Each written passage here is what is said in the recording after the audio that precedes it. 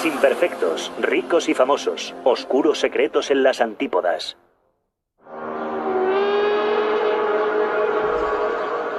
En mayo de 2005, un sábado por la tarde, Melbourne se convierte en el escenario de uno de los mayores misterios que ha visto Australia. Servicios de emergencia y policía. Mi marido, mi pareja, está atado en el suelo y no respira.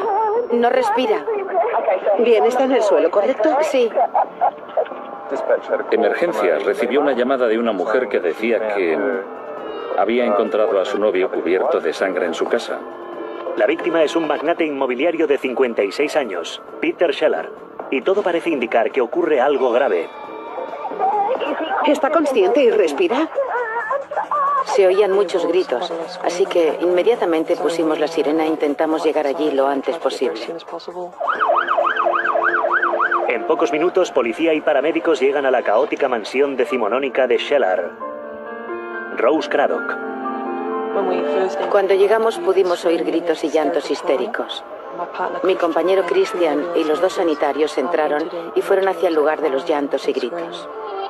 El interior de la mansión está abarrotado de todo tipo de prendas de mujer de lujo, piezas de Rolls Royce y valiosas antigüedades. Por algunas partes del pasillo había que pasar de lado por la cantidad de cosas que había. Finalmente los agentes llegan al dormitorio principal. Allí encuentran a Shirley Withers arrodillada junto al cuerpo de su novio. Llevaba puesto una especie de albornoz y estaba atado con cuerdas.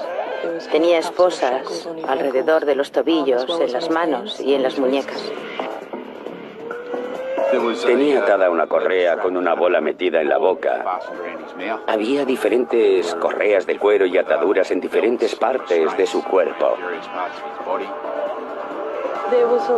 Había mucho material de tipo sexual por toda la habitación. Látigos, cadenas y cosas por el estilo. Nunca había visto nada igual. No era corriente. Atado y amordazado, no es como la mayoría de la gente quiere reunirse con su hombre. Los investigadores tenían que averiguar si se trataba de una experiencia que había llegado demasiado lejos o de un caso de asesinato.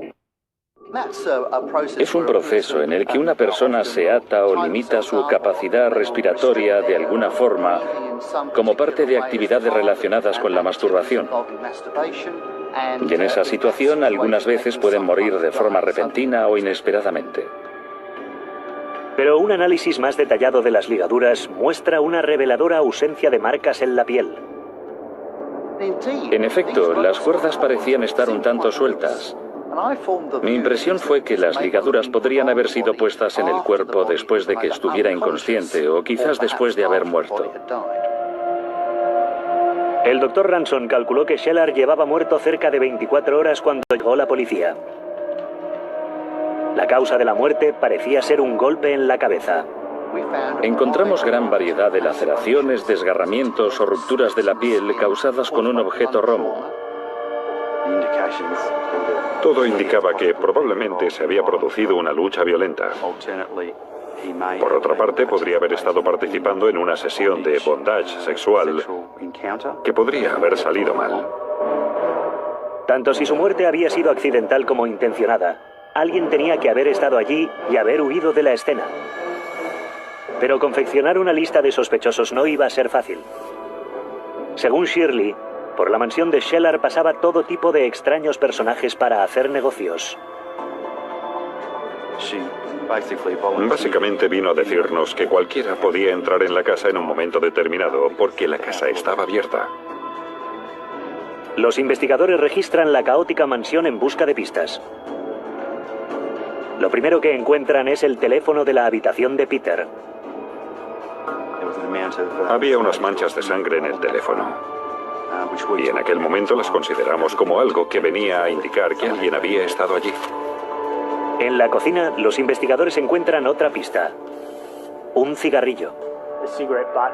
Habían encendido el cigarrillo, pero solo habían fumado una pequeña parte y lo habían dejado sobre una encimera de la cocina.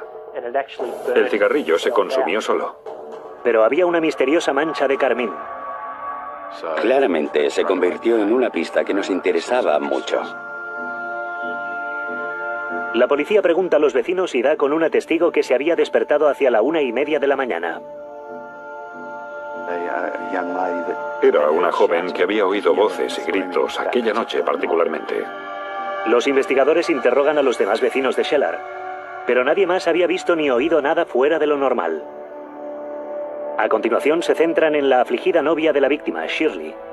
Ella dice que Peter era muy feliz últimamente, que estaban muy enamorados y que habían hecho planes para ir al teatro aquella noche.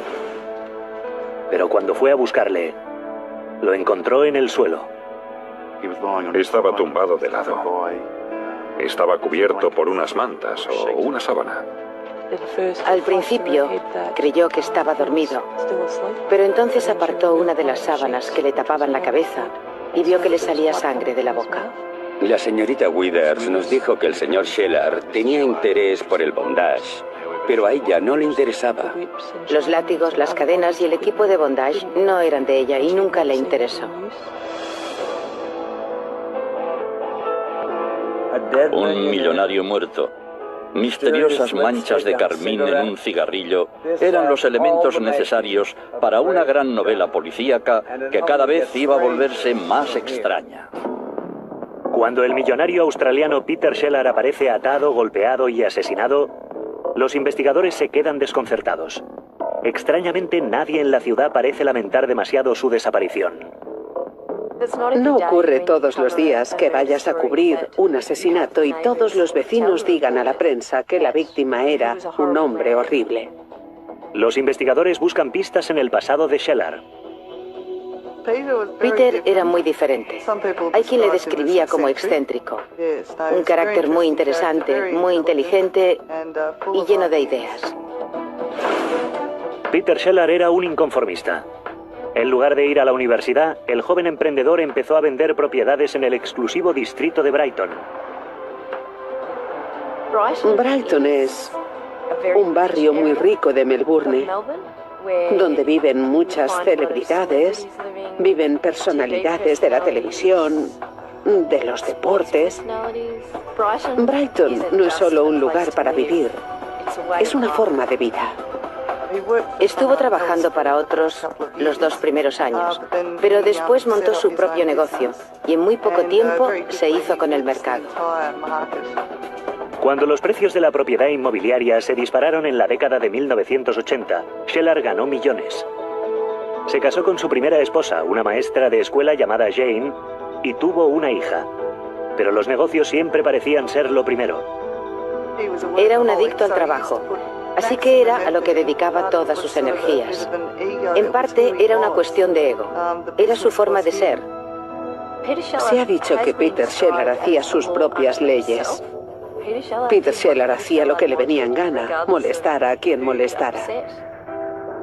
Tenía la costumbre de hacer enemigos con algunas de las cosas que hacía. Pronto Shelar tomó una nueva afición: comprar y restaurar coches clásicos. Pero mientras su imperio seguía expandiéndose, fueron muchas las personas a las que se puso en contra. Peter Shelar era muy directo, y eso no era plato de buen gusto para la gente que tenía la desgracia de cruzarse en su camino, ya fueran sus vecinos, sus propios socios o el consejo municipal. Básicamente tenía problemas, chocaba con todos los que tenían algún contacto con él. Los vecinos dicen que Peter les trataba como si fueran sus inquilinos y que no tenía el menor reparo en entrar en sus propiedades. Un vecino suyo salió un día de su garaje y se encontró con que Peter Shelar había aparcado uno de sus Rolls Royce en su propio garaje. Como haría cualquiera, fue a casa de Shelar y le dijo que retirara su coche de allí. Y lo que hizo Shelar fue destrozarle sin compasión el garaje al vecino. Con tantos enemigos, los investigadores no saben por dónde empezar. No era que la policía tuviera que encontrar a alguien con un motivo para matarle. Más bien lo que tenían que encontrar era una razón para que alguien no quisiera matarle. Pero los investigadores también deben tener en cuenta el ingrediente de perversión que impregna la escena del crimen. La teoría inicial sobre la que trabajábamos era que podría haber sido un encuentro sexual consensuado que había salido mal.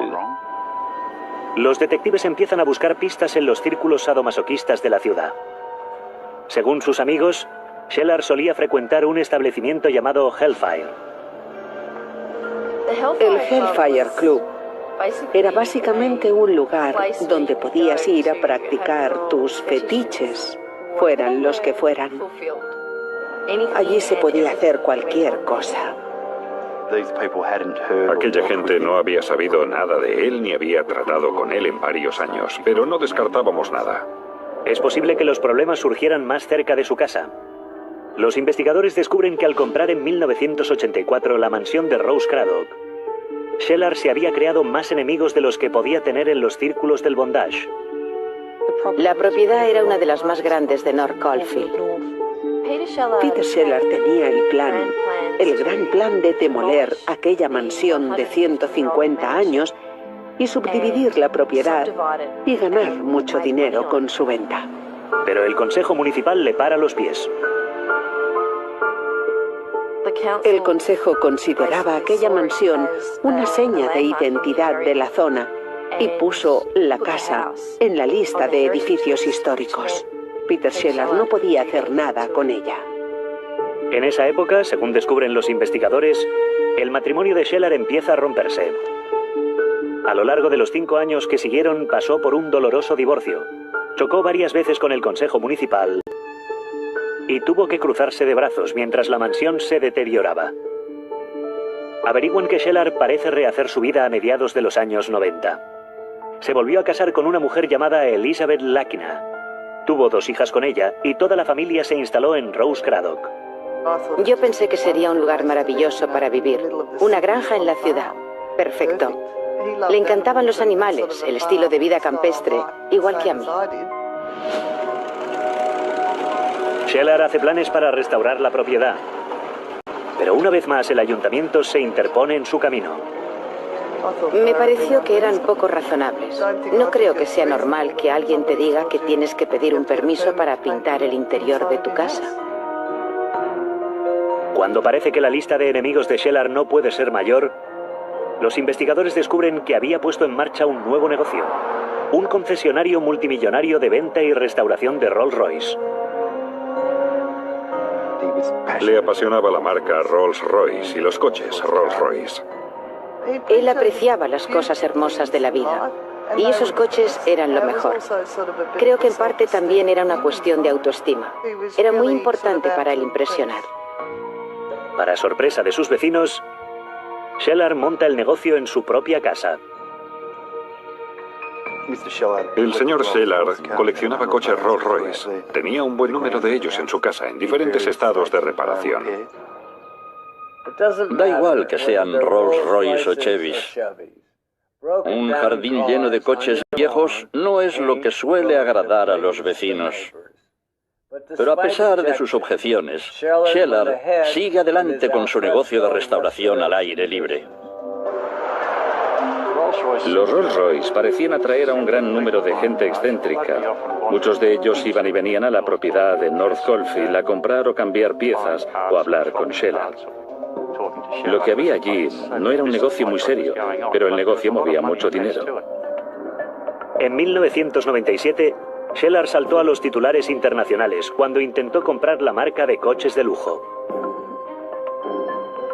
Que un hombre de Melbourne, Australia, quisiera comprar esta compañía de miles de millones de dólares era una gran noticia que atrajo mucha atención de los medios, algo que a él le encantaba. También fue bueno desde el punto de vista de la publicidad. Típico de Peter, fue divertido. Pero la policía descubre que fue un nuevo golpe a su felicidad. Peter Shelar sufría un desorden bipolar y experimentaba cambios extremos de estado de ánimo. Tenía momentos altos y bajos. Cuando estaba controlado era maravilloso. Era como vivir con 3 personas diferentes. Su segundo matrimonio terminó con un divorcio amistoso en 1997. Se ponía a gritar en la comisaría de policía. Decía que se equivocaban sobre ciertos aspectos de la ley cuando no estaba de acuerdo. Le expulsaron de las oficinas municipales varias veces por intentar utilizar los teléfonos para hacer llamadas internacionales. Él pensaba que tenía derecho a hacer esas cosas. Evidentemente ellos no estaban de acuerdo. Entraba y hacía cosas siguiendo sus impulsos. Según diferentes testigos, Shelar se convirtió en habitual de los ambientes sadomasoquistas de Melbourne. Una noche en un club de intercambio de parejas conoce a Shirley Withers, conectando de inmediato. Incluso su exesposa pensó que eran tal para cual. Me pareció que era una persona normal y agradable, tímida. Miraba mucho al suelo. Lo cierto es que parecía ser muy buena compañía para Peter. Shirley se convirtió en la contable de la compañía de coches de Shelar, y Peter le cedió una de sus mejores casas. Él adoraba su trabajo, y ella trabajaba con él. Y resultó que compartía genuinamente su amor por los coches, por el negocio y por su vida. Así que sin duda resultaba ser la compañera perfecta. Dado que él tenía tanto dinero, la relación a ella le abrió muchas puertas y le permitió hacer realidad su gran sueño, abrir su propia boutique. Rápidamente llenó su tienda con cientos de miles de dólares en vestidos, hasta el punto de que no había forma de entrar en el almacén debido a la gran cantidad de género que tenía dentro. 4 años después de iniciar su relación, Peter y Shirley parecían una pareja que lo tenía todo. Pero entonces algo parece cambiar en la mente de Shelar. Según sus amigos, el hombre avasallador empieza a tener miedo de que alguien intente matarle. Pero había hecho tantos enemigos a lo largo de los años y se había relacionado con tantos personajes cuestionables que era incapaz de identificar la fuente de la presunta amenaza. Parecía preocupado en aquella época y creía que estaba en peligro. Y yo le dije que cerrara bien las puertas. Encontrar pistas estaba resultando muy difícil para los investigadores, hasta que una insignificante prueba forense destapa completamente el caso. La historia de la escabrosa muerte de Peter Shelar había inspirado titulares en toda Australia. El caso tenía de todo: sexo, perversión, millones de dólares y un hombre con una larga lista de enemigos. Mientras tanto, el informe de la autopsia revela que la víctima, de 56 años, sufría una grave insuficiencia coronaria. El patrón de lesiones que vi indicaba sin duda que si este hombre era violentamente agredido o excitado fisiológicamente hasta un nivel significativo, corría un considerable riesgo de muerte por un ataque cardíaco. Pero hay otros muchos misterios. En el recto de Shelar, los forenses descubren un supositorio que contenía una pasta blanca. Tomé muestras del material blanco para hacer un análisis toxicológico. Tenía claramente múltiples lesiones y me preocupaba que las drogas hubieran sido parcialmente la causa de la muerte. Al mismo tiempo, los expertos forenses buscan huellas dactilares y ADN en los instrumentos sadomasoquistas hallados en la casa. Tuve dificultades en averiguar qué eran algunos de aquellos artículos. Uno de ellos era un anillo de metal con 3 correas de cuero con una hebilla. Necesitaba saber cómo se utilizaban aquellos objetos en una típica situación de bondage para buscar huellas en las áreas apropiadas. Se envían docenas de muestras al laboratorio, además de la colilla manchada de carmín y el teléfono ensangrentado. Observé que había manchas de sangre en el auricular. Mi interpretación era que una persona con la mano y la boca manchadas de sangre había intentado utilizar aquel teléfono en particular. Mientras los investigadores intentan averiguar a quién pertenecen las huellas ensangrentadas, la policía habla con la novia de Shelar, Shirley, para intentar esclarecer los hechos. La última vez que había estado con él fue el día anterior por la mañana, antes de llevar a sus hijos al colegio. Habían pasado la noche juntos, en Bentley East. Shirley se había ido primero y había pasado el día en su boutique. pero no sabía con seguridad a qué hora había dejado a Peter en casa. Nos dijo, hablé con él muchas veces durante el día desde la tienda. Por la noche intenté localizarle y decirle que me quedaría a trabajar hasta tarde, pero no pude hablar con él. A la mañana siguiente había vuelto a intentar localizarle de nuevo, sin suerte. Dijo no haberse preocupado por el tipo de persona que era, siempre estaba entrando y saliendo.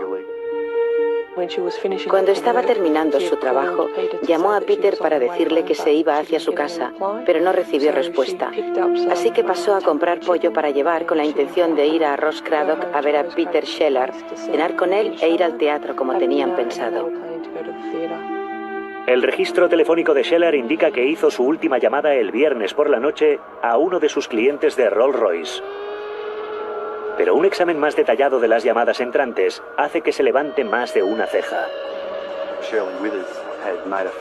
Shirley Withers había hecho una llamada antes de dirigirse a Nando's Chicken. Eso era cierto, pero no había hecho ninguna llamada para saber qué planes tenía Peter o para saber si estaba bien, como dijo. Los detectives también encuentran algo curioso. Docenas de llamadas desde un teléfono móvil local en los días anteriores al asesinato de su novio. Determinamos que era un hombre llamado Stanley Kalynokos, el propietario de ese teléfono. Stanley Kalynokos era un drogadicto y un ladrón de poca monta. Había sido juzgado y condenado varias veces en el pasado y era adicto a la heroína. Los agentes de policía que habían tratado con él anteriormente hablaron con nosotros y nos informaron de que era aficionado al bondage. Y esa no es su única vinculación con el caso. Las huellas ensangrentadas pertenecen a otra ladrona llamada Sofía Stupas, que resulta ser la novia de Kalynokos. Aquello era un gran avance para la resolución del caso porque podíamos demostrar que Sofía Stupas había estado en la casa y además había estado en la casa con sangre en las manos. Las pruebas del ADN confirman que Sofía era quien había encendido el cigarrillo en la cocina de Shelar. Pero la policía no cree que pueda haber actuado sola. Dada la estatura y constitución del señor Shelar, suponíamos que Kalynokos también había estado allí con ella para atar al señor Shelar. Pero ¿cuál es su relación con Shirley? Estábamos muy intrigados y muy interesados en saber dónde llevaba esta conexión entre la pareja y la señorita Withers, porque no resultaba normal y no era el tipo de relación que uno espera. Ah, los lazos que nos unen. Los investigadores estaban más cerca de descubrir lo que había pasado realmente aquella noche, pero todavía quedaban muchos secretos por desvelar. En las semanas que siguen al asesinato de Peter Shelar, los detectives se concentran en Stanley Kalynokos y Sofía Stupas. La sangre del teléfono conectaba a Stupas con la casa y podíamos relacionar a Withers con Kalynokos, pero lo que no sabíamos era cómo unirlos a los tres. La policía pincha sus teléfonos en busca de algún tipo de motivo o conexión. Las escuchas se prolongaron durante semanas. No hubo contacto entre Shirley Withers y Stan Kalynokos. Entonces, cuando la investigación parece estancada, aparecen nuevos datos. El supositorio hallado en el recto de Peter Shelar contenía un narcótico, oxicodona. Lo más asombroso, había sido introducido cuando Shelar ya estaba muerto. Su presencia y su inserción después de la muerte nos llevó a pensar que la intención era hacer que pareciera que era un drogadicto, que estaba experimentando con drogas y que algo había salido mal. Y eso no es todo. Había un alto nivel de heroína en la sangre de Shelar, pero no había nada en su orina, lo que indicaba que le habían inyectado una dosis elevada minutos antes de su muerte. Peter era antidrogas. Ni siquiera fumaba cigarrillos. Solo era un bebedor social. Los forenses no pueden establecer si Shelar había muerto por el golpe en la cabeza, la heroína, su problema cardíaco o una combinación de las tres cosas. Parece que el asesino no había querido correr riesgos. Lo único que indicaba la autopsia con seguridad era que la muerte se había producido poco después de la inyección. Puesto que estaba atado, existía la posibilidad de que se le hubiera inyectado la heroína bien para sedarlo o bien para provocarle la muerte intencionadamente. Aquello confirmaba muchas cosas que sospechábamos. Kalínocos y Stupas eran heroinómanos conocidos y habíamos encontrado heroína en el torrente sanguíneo del señor Shelar. Faltaba aclarar el motivo. ¿Se la habían inyectado con la intención de matarle? Antes de que los detectives puedan responder a esa pregunta, aparece una nueva pista de otra investigación. En una escucha telefónica realizada semanas después del crimen, se oye a Shirley Withers hablar del asesinato de Shelar. Withers afirmaba que estaba segura al 99,9% de saber quién había asesinado a Shelar. Dijo que creía que habían sido unos yonkis repugnantes. Decía que no iba a dar esa información a la policía, sino que iba a resolverlo ella misma. Nos dio la impresión de que pensaba vengarse de estas dos personas. Los detectives envían a un agente de incógnito para que se reúna con Shirley Withers. El agente encubierto quedó con la señorita Withers haciéndose pasar por un asesino a sueldo que había oído que necesitaba ayuda. La señorita Withers fue muy receptiva a la oferta. Withers dice al agente que está buscando a alguien para que se encargue de Kalínocos y Stupas. Quería que sufrieran como sabía que había sufrido su marido de facto. Durante posteriores reuniones con este agente de incógnito, Shirley Withers le pagó la cantidad de $3.600 para que acabara con ellos, para que los matara. A lo largo del mes siguiente, los detectives trazan un elaborado plan para averiguar qué sabe Shirley realmente sobre la muerte de su novio. Decidimos que el agente encubierto volvería a encontrarse con la señorita Withers y le informaría que ya había eliminado a esas dos personas, Kalínocos y Stupas. Pero para que el plan funcione, la pareja tiene que haber desaparecido de la calle y ser dada por muerta. Teníamos que detener a Kalínocos y Stupas antes de que se celebrase la reunión. Los sospechosos de asesinato Stanley Kalínocos y Sofía Stupas admiten haber participado en la muerte de Peter Shelar. Y cuentan a la policía que su amiga Shirley Withers se lamentaba con frecuencia de los abusos a los que la sometía Peter. Él practica el bondage, pero ella no. Él la fuerza a situaciones en las que ella no quiere participar. Pero había algo más que preocupaba a Shirley. Quería que firmara unos papeles. La señorita Withers cuenta a Kalínocos y Stupas que Shelar está a punto de vender la casa en la que vive ella. Según Kalínocos y Stupas, Shirley había dicho que quería vengarse. Su plan era entrar con sus dos amigos en la casa, atar a Peter, obligarle a firmar los papeles e irse.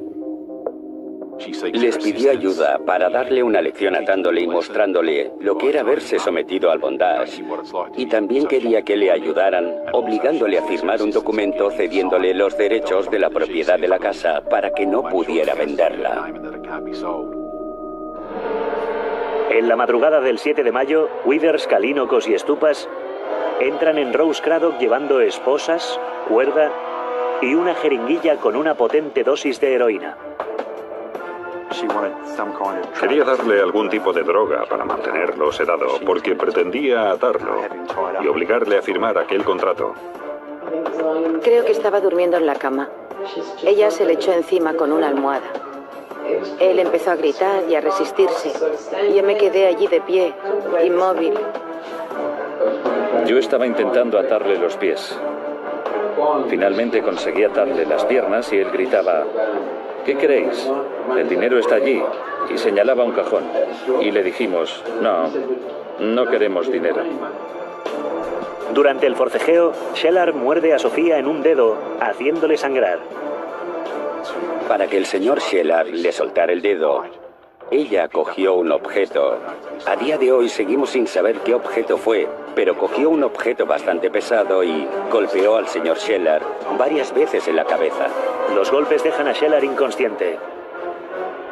Le até las manos. ¿Con qué? Con la cuerda que me dio Shirley. Yo le dije: ¿así está bien? Y ella dijo: no, átalo más fuerte. Entonces se fueron a la cocina y estuvieron discutiendo lo que había ocurrido y lo que harían. Mientras Sofía encendía un cigarrillo, Shirley propuso un cambio de planes. Withers dijo que le daría algo para sedarlo o para calmarlo. Ella salió de la cocina con su bolso y a continuación, tanto Kalynokos como Stupas pensaron que iban a inyectarle la heroína para sedarlo. A continuación, los tres abandonaron Rose Craddock y se fueron a casa. Pero antes Shirley les pidió algo muy extraño. Shirley Withers pidió a Stupas y Kalynokos que le dieran su ropa para deshacerse de ella. Sospechando que Shirley podía intentar involucrarlos, la pareja se niega. No podía entenderlo y le dije, no, yo me las llevaré y las lavaré. Después las quemaré. A la mañana siguiente se encuentran con Shirley en un casino antes de volver a Rose Craddock. Según Kalynokos, la idea era obligar a Shelar a firmar la cesión de la casa de Shirley, lo que no habían conseguido la noche anterior. Entonces dije, ¿está bien? Y Sofía le tomó el pulso y estaba bien. Pero esta vez tampoco ocurrió. En cierto modo tenía los papeles y dijo que quería que los firmara, pero en realidad tampoco intentó que lo hiciera mientras estábamos allí. Por eso no podía entender qué pasaba. Algo me olía mal. Stupas afirma que Withers le dijo que le pusiera el supositorio de oxicodona para mantenerlo inconsciente. Eso daría a Withers tiempo suficiente para irse al trabajo, para crear una coartada y después volver por la noche, descubrir al señor Shelar y hacer como si no supiera nada del asunto. Entonces se fueron de la casa y ya no volvieron. Cuando la pareja se entera por las noticias de que Shelar había muerto, no salen de su asombro. Los dos dijeron que se habían quedado espantados y que tenían mucho miedo, que no habían ido allí con la intención de matarle. Kalynokos dice que intentó contactar con Withers, pero que ella no le contestó. Simplemente se negó a contactar. Le colgaba o no devolvía sus llamadas. Los registros telefónicos lo confirman. Teníamos a estas personas que habían estado en contacto casi a diario hasta que ocurrió el incidente. Después del incidente se rompe el contacto. Los investigadores solicitan las grabaciones de las cámaras de seguridad del casino y encuentran justo lo que están buscando. Shirley Withers solía llevar sombreros y en la grabación se podía ver un gran sombrero con una pluma. No había ninguna duda. No había lugar a error. Era claramente Shirley Withers. Es un gran paso de cara a fundamentar la acusación contra Shirley. Pero los detectives necesitan más. Y lo consiguen cuando muestran a Kalynokos y Stupas las fotos de la escena del crimen. Kalynokos y Stupas se impresionaron al ver las fotos. Se percataron de que se había alterado la escena del crimen. No lo dejaron así. Los detectives sospechan que Withers había regresado sola a la casa y había manipulado la escena del crimen. Pensamos que la señorita Withers estuvo allí entre 30 minutos y 1 hora antes de llamar a la policía, reorganizando la escena del crimen, cambiando cosas de lugar y arreglándolo todo para que pareciera una escena de bondage. Creo que ellos no tenían ni idea de los extremos de astucia y engaño a los que podía llegar la señorita Withers. Todas las evidencias apuntan hacia Shirley como autora del crimen, pero ahora los investigadores tienen que probarlo. Necesitábamos demostrar que ella pretendía matar al señor Shelar. No que le había matado accidentalmente en el proceso de hacer algo diferente. Un plan tan retorcido solo podía ser fruto de la más tortuosa de las mentes. De hecho, era tan estrambótico y absurdo que algunos pensaban que ningún jurado podría creer que Shirley lo hubiera organizado. Pero si en algo coincidían todos, era en que se iba a celebrar un juicio impactante en Australia. La policía cree que Shirley Withers ha orquestado el asesinato de su novio, Peter Shelar, pero están lejos de poder probarlo. Su abogado vino y habló con ella en el departamento de homicidios y ella se acogió a su derecho de no hacer ningún comentario en el interrogatorio. Me han aconsejado que no haga comentarios. Bien. Este último capítulo de la historia acapara la atención de todo Melbourne. A la gente le sorprendía que Shirley hubiera sido detenida porque el día después del crimen había declarado públicamente cuánto le quería y que era un hombre maravilloso y que había ayudado a mucha gente y que no podía entender de ninguna de las maneras que nadie quisiera matarle. Pero la policía cree que Shirley tenía razones de sobra para querer ver muerto a Shelar. Tras examinar sus cuentas, descubren que había estado robándole durante años y que acababa de ser descubierta. Comprobamos que la señorita Withers había robado más de $1 millón al señor Shelar. Shelar había financiado la tienda de ropa de Withers, pero ella resultó ser una empresaria nefasta. Al examinar sus libros, los detectives descubren que había financiado su boutique robando dinero de otros negocios de Shelar. Descubrimos que se habían transferido grandes cantidades de dinero de una cuenta de inversiones a una cuenta corriente y que se habían retirado de esa cuenta. Y Shelar podía haber dejado a Shirley en la calle. Peter Shelar tenía responsabilidades sobre el negocio si este fracasaba. El negocio era un fracaso y Peter Shelar estaba pensando qué podía hacer. Entre otras cosas, podía vender la casa donde vivía Shirley Withers. Según el abogado de Shelar, este había descubierto recientemente la verdad sobre Shirley. Peter Shelar descubrió que faltaban como mínimo $100.000 de su dinero y pensaba denunciar a Withers por robarle dinero. La señorita Withers sabe que Shelar va a seguir escarbando y que acabará descubriéndola. Quiere detenerlo y decide matarlo. El 8 de noviembre de 2006, Stanley Kalynokos y Sofía Stupas se declaran culpables de homicidio.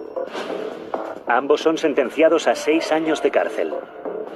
6 meses después comienza el juicio de Shirley y toda Australia está observando.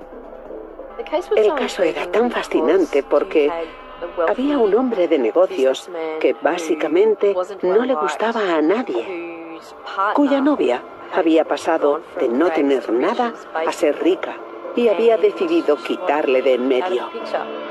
Lo tenía claro, lo quería muerto. La defensa de Shirley Withers era que ella no había causado la muerte de Peter Shelar, que había sido Sofía. Teníamos nuestras dudas sobre si el jurado creería que Stanley Kalynokos y Sofía Stupas decían la verdad sobre las circunstancias que describían. Yo pensé que a su manera probablemente eran buenas personas, aunque adictas a las drogas, y que quizás no eran las personas más inteligentes del mundo, y que habían sido utilizadas por Shirley. Shirley Withers engañó tanto a Stanley como a Sofía. Nunca les reveló sus verdaderas intenciones y Sofía vio a Shirley Withers entrar en la habitación para inyectarle la heroína. Las pruebas toxicológicas demuestran que Shelar había muerto minutos después de la inyección de heroína. Uno de los principales motivos de la incursión en la casa era obligarle a firmar aquel documento, pero no lo firmó ni tampoco lo vio nadie. Shirley Withers es condenada a 26 años de cárcel por asesinato en primer grado y 2 cargos de incitación al asesinato. Podrá solicitar la libertad condicional en 2023. A él le encantaba la publicidad, así que si tenía que morir antes de tiempo, creo que no le habría molestado todo este revuelo, supongo.